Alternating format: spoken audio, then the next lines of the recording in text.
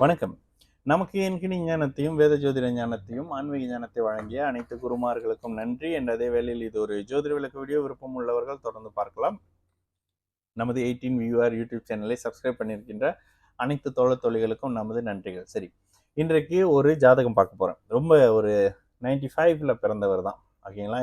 என்னுடைய ஒரு 6-7 வருட நண்பர்னு வச்சுக்கோங்களேன். இவரோட வெட்டிங்க்கெல்லாம் போனேன். பட் இந்த ஜாதகத்தை இவ்வளோ நாள் பேசி குர்ரா ஜாதகத்தைன்னு இன்னைக்கு பார்த்தேன். அப்போ பார்த்தப்ப சில விஷயங்கள் அப்படியே பார்க்கும்போது டான்னு தெரிஞ்சுது. சரிங்களா? ஆனால் எனக்கு இதை நான் கண்டுபிடிக்கல. இதையும் நான் சொல்லிடுறேன். நான் கண்டுபிடிக்கல. ஏன்னா எனக்கு தெரியும் அவனோட பர்சனல் லைஃப். ஓகே, இதுதாங்க ஜாதகம். ஜாதகம் பார்த்தோன்னே நான் முதல்ல கேட்ட ஒரு விஷயம் என்ன கேட்டேன்னா, உனக்கு ஹீட் சம்மந்தப்பட்ட பிரச்சனை வருதா அப்படின்னு கேட்டேன். ஆமாம். ஓகே, அதுக்கு முன் இந்த ஜாதகத்தை பார்த்தோன்னே நான் ஒரு விஷயம் சொன்னேன். அவன் சிரிச்சான். ஓகே, என் ஃப்ரெண்டு தான். டேய், அவ்வளோ நல்லவனாடா நீ, நான் தான் உன்னை தப்பா நினைச்சிட்டனும் அப்படின்னு. ஓகே, இந்த அமைப்புகள்ல ராசி லக்னத்தை குரு பார்த்த பயங்கரமான புத்திசாலிவேன். ஒரு மாதிரியான ஆள், பயங்கர புத்திசாலி, நிறைய படிக்கணும் அப்படின்னு நினைக்கக்கூடிய உண்மையிலே நல்ல மனசு இருக்கக்கூடிய ஒரு கேரக்டர் இந்த கேரக்டர். ஓகே, இவருக்கு கடந்த காலத்துல நடந்த தசாபுத்தி அமைப்புக்கு வரும். ஜாதகம் சூப்பரா இருக்குங்க. ஓகே, ஆனால் வாழ்க்கை சம்பவத்தை நிர்ணயம் பண்றது என்ன?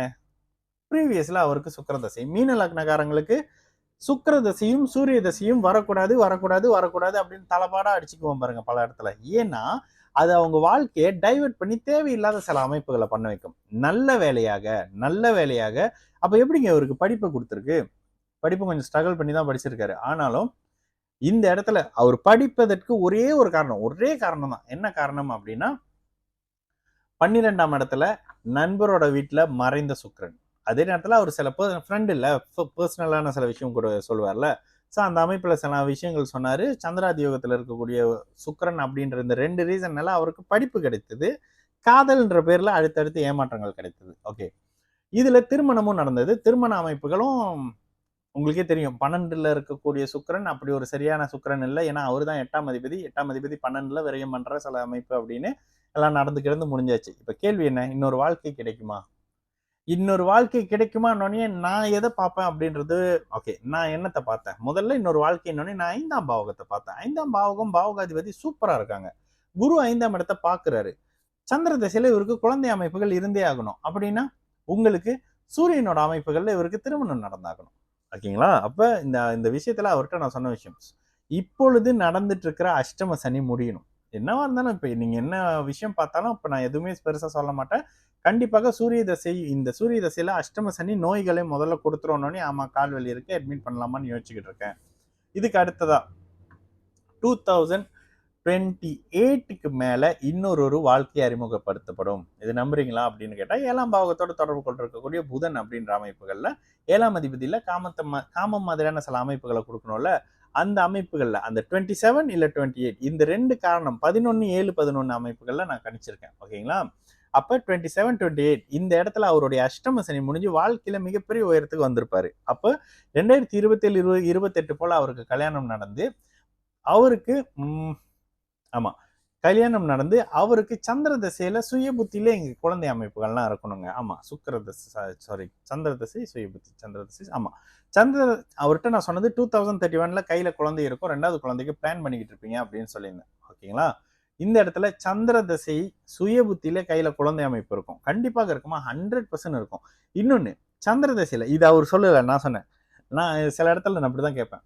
சாப்பாடு கடை திறக்கிற ஐடியா இருக்கு தெரியுமா அப்படின்னு. அவருக்கு இருக்கிற ஐடியாவை அது எப்படா எனக்கு தெரியாம இருக்கும்? 2030க்கு பிறகு சமையல், சாப்பாடு, பேக்கிங் மாதிரியான சாப்பாடு சம்மந்தப்படுறது குடிக்கக்கூடிய லீகலான விஷயம். நான் பார் திறக்க போறேன், அதெல்லாம் அந்த லக்னத்தை பார்த்தாலே உங்களுக்கு தெரியும். பார் திறக்கிறாளா இல்ல, கிளப்பிங் திறக்கிறாளா இல்ல. ஆனா சமையல், சாப்பாடு, நேர்மையான விஷயங்கள்ல சம்பாதிக்கக்கூடிய, நீர் இல்லாம எது இல்லையோ அது சம்பந்தப்படுற துறைகள்ல அடுத்தடுத்து மிகப்பெரிய அளவுக்கு சம்பாதிக்கக்கூடிய அற்புதமான யோக ஜாதகம். ஆனா இப்போ ஒரு சுமாரான இடத்துல ஒரு மிக பிரபலமான ஒரு கம்பெனில சாதாரணமான ஒரு வேலையில இருக்கிறாரு. பிற்பகுதியில வளரக்கூடிய அமைப்பு அப்படின்றத விஷயங்களை அவர்கிட்ட சொன்னேன். இந்த ஜாதகத்தை நான் எக்ஸ்பிளைன் பண்றேன் அப்படின்னு சொன்னேன். பிறந்ததுல இருந்து சில அடிப்படை விஷயங்கள் ஒரு மாதிரி டல். நல்ல வேலையாக சூரியன் குருவின் பார்வையில் இருக்கிறதுனாலையும், சுக்கிரன் நண்பரோட வீட்டுல 12ல் மறைந்து சந்திராதியோகத்துல இருக்கிறதுனாலையும் படுப்பை கெடுக்கல. ஆனால் காரகத்தை கெடுத்தாரு. கலத்திரம், காதல், திருமணத்தை கெடுத்தாரு. 19ல ஆரம்பிச்சு 2020ல எடுத்திருக்காரு. அந்த டைம்லலாம் நான் வந்து அண்டர் ரிசர்ச். அதனால நான் அந்த விஷயத்துக்கு ஒப்பீனியன் சொல்ல முடியாது. எனக்கு தெரியாது. அப்போ அந்த டைம்ல கல்யாணம் அப்படின்ற மாதிரியான விஷயத்த வச்சு இதுல என்னத்த நீங்க பார்க்கணும்? தசாபுத்தி அமைப்புகளையும் திருமணம்னும் பொழுது ஓகே. இந்த அமைப்புகள்ல நீங்க ஓகே. இதுல வந்து ஒரு நல்ல ஒரு கேள்வி வரணும். இந்த அமைப்புகள்ல ராசிக்கு 7ஆம் இடம் நல்லா தானே இருக்கு. அப்ப ஏன் லக்னத்துக்கு 7, 8 பாருங்கங்க. லக்னத்துக்கு 7ஆம் இடத்த செவ்வாய் பார்க்குறாரு. லக்னத்துக்கு 8ஆம் இடத்துல சுக்கிரன் ஒரு சனி இருக்கிறாரு. இதெல்லாம் தாமத அமைப்பு. அப்ப குழந்தை இருக்குன்னு சொல்றீங்க. ராசிக்கு 5ம் லக்னத்துக்கு 5ம் நல்லா இருக்குங்க. உயிர் காரகத்துவம் ராசி லக்னத்துக்கு பாருங்க. ஜடகாரகத்துவம் லக்னத்துக்கு மட்டும் பாருங்க. இது உங்களுக்கு புரிஞ்சதுன்னா மிகப்பெரிய அமைப்புல இது பண்ணலாம். உயிர் காரகத்துவம் லக்னத்துக்கு மட்டும் உயிர் காரகத்துவம் ராசி லக்னத்துக்கு 2க்கும். ஜடகாரகத்துவம் லக்னத்துக்கு மட்டும்தான்.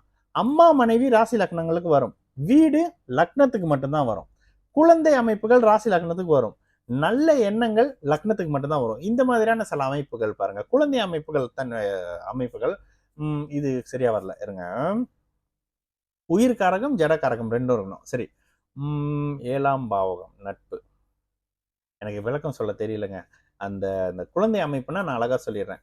நான் மனைவி அமைப்புன்னு அழகா சொல்லிடுறேன். 4ஆம் பாவகத்தின் உயிர் காரக அமைப்பு அப்படின்னா மனைவி, அம்மா. இது ராசி லக்னத்துக்கு 2யும் பார்க்கலாம். வீடு ஒருத்தர் வாங்க போறாருன்னா லக்னத்துக்கு 4 மட்டும் பாருங்க. ஜடகாரகத்துவம் 4ஆம் இடத்துக்கு மட்டும். ஓகேங்களா?